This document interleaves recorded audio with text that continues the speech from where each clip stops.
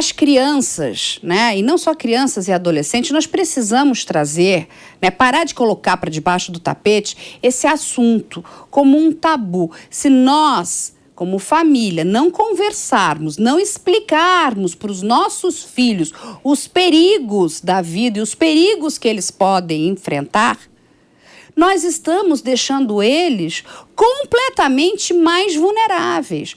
Porque é a questão da educação sexual. E quando a gente fala de educação sexual, não é ensinar sexo para a criança nas escolas, não é nada disso, mas é ensinar a questão da proteção sexual.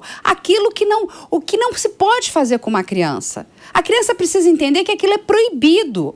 Agora, se nós não ensinarmos, ela vai estar achando que é ok. Não, porque pode ser meu professor, pode ser o meu vizinho, pode ser o meu parente.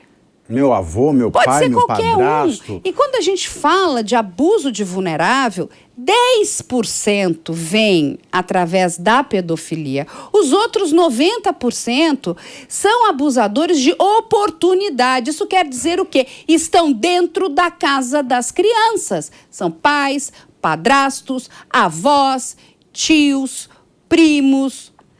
Ou seja, é muito sério.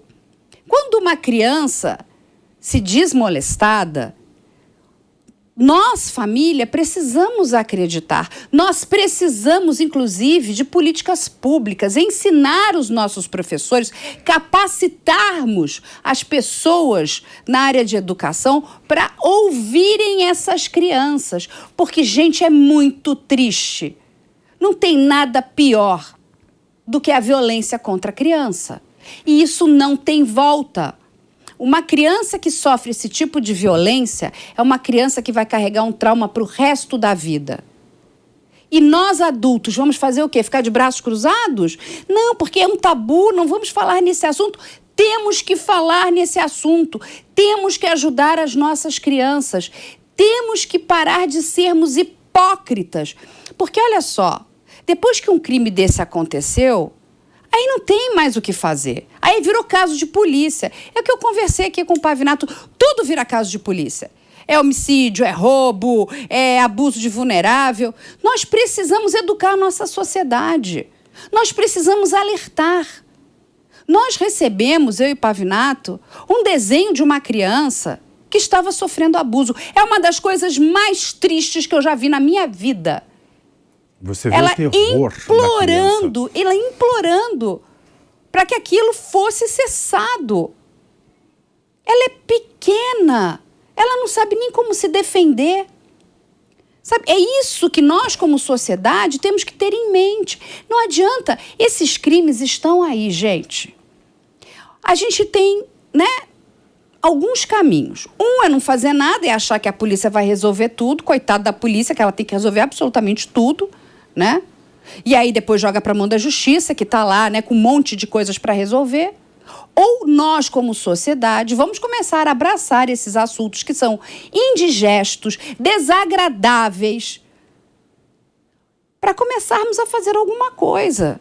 Nós precisamos lutar por políticas públicas para defender essas crianças. Mais importante do que condenar um criminoso é evitar que um crime seja cometido. Sempre. Quando uma criança ela é vítima de abuso, quando uma criança é estuprada, nós vamos causar um trauma, nós vamos impactar a vida dessa criança negativamente.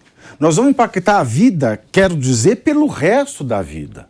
Nós vamos formar aí um adulto com sérios problemas de socialização. E quando eu digo socialização, eu falo do trabalho as próprias relações afetivas dessa pessoa. E quando nós pensamos em uma educação sexual para crianças, não é ensinar sexualidade nem sexo para as crianças, é dizer para a criança que é impróprio, numa linguagem infantil que eu não sei qual é, mas que deve ser descoberta pelos bons profissionais.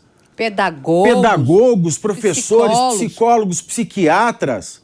Uma linguagem que a criança, na escola, ela aprenda se ela está sofrendo abuso em casa, se ela está sofrendo abuso em qualquer lugar, inclusive na própria escola, que ela consiga identificar através dessa linguagem se ela é vítima de abuso, de estupro, porque isso é intolerável. Falar em educação sexual para crianças não é dizer sobre a heterossexualidade, a homossexualidade, a transexualidade, absolutamente nada disso.